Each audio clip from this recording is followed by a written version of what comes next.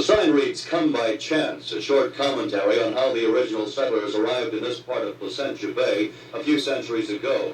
But Wednesday, the sign should be changed to "Come by invitation only," as the province goes through its biggest private bash ever. Preparations at the refinery site have been going on for more than a week. While workmen transform part of the grounds into a tent village, a staff of more than 50 have been putting together a feast for an estimated 4,000 people. The party, including the hiring of the canard liner Queen Elizabeth II for a week, may run to the better part of $1 million. Obviously, there's been no cutting corners on the menu. Lobster and caviar will share a place alongside Newfoundland salmon and cod tongues. Winston Churchill, grandson of the wartime British Prime Minister, will celebrate a birthday here while officiating at the opening. For him, a 4-foot-high cake is still in the construction stages. But while oil sheiks from the Middle East and buyers from the West take a look at Canada's newest and most modern refinery, the fishermen of the coves of Placentia Bay ponder a future living next door to a potential disaster. These ocean-going tugs will probably ensure the safe arrival of the 62,000-ton liner on Wednesday, and this Ministry of Transport vessel doing depth soundings in the harbor will obviously help. But the supertankers that will dock here soon can be 5 times bigger than the QE2.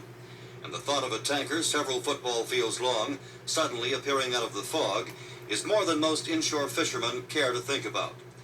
Bill Mitchell, CBC News, Come by Chance, Newfoundland. Good afternoon, everyone. I'm Dennis Marshall, and this afternoon, CBC's Radio Noon brings you the official opening ceremony of the oil refinery at Come by Chance. We're sitting under perhaps the biggest stretch of sail, only it's horizontal, I think, that I've seen in a long time. And there was a lot of comment here earlier wondering if, when, and what would happen if the wind got underneath this tent or series of tents that we're in and lifted it.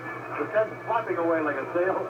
A lot of the people in the audience here, there's several thousand now that we can't even see from here, are casting an eye upwards to that tent and wondering, when's it going to go? You can probably hear the plates in the background, which are escorting the VIPs.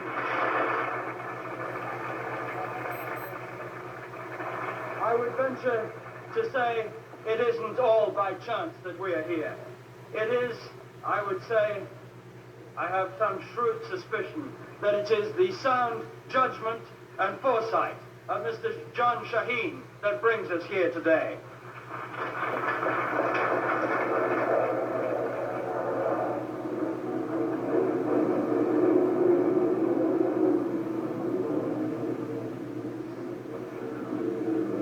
Well, if that doesn't bring the tent down, I don't think anything will. Nature has given us this ideally sheltered, natural, deep-water port. It would be wrong not to take advantage of this natural resource. From Britain's fishing colony to confederation with Canada, Newfoundland's struggle has been a difficult one. The prosperity we enjoy today is a product of the hard work and determination of our people. The successful completion of this oil refinery is a case in point.